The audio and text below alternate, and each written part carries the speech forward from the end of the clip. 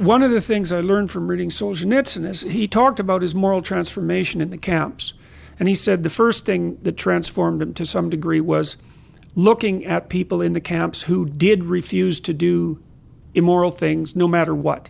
He said he ran into people like that, and that just blew him away. Because you already laid that out. It's like, he said they were continually choosing between their life and their conscience.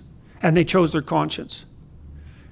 And he tells some amazing stories in the Gulag Archipelago about, dozens of people he met like that. And they're stories of heroism, moral heroism under absolutely vicious conditions. You just can't believe them, so that's pretty amazing. But he said that once he kind of figured out that there was a difference between attending to your conscience and doing whatever was necessary to prolong your miserable existence, that he started to think about that deeply, and that he went over his life with a fine-tooth comb and tried to figure out everything he did that he knew was wrong, and then to try to figure out what he could do in the present to rectify that.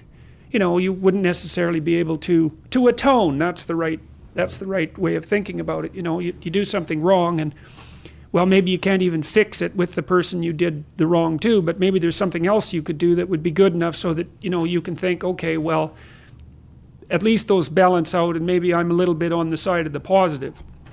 So he did that, and that, he said, that straightened him out a lot. And then he wrote this book, this amazing book that cut the communist intellectuals off at their knees and changed the world, really. And that's a hell of a thing for someone to do who's a miserable Zek in a concentration camp. That's a hell of a story, man, and it's not the only one like it. So you don't know how much power you have where you stand, even if you look weak, and if what's around you is terrible, well, then you've got lots of things to do, that's for sure, and they're announcing themselves right there.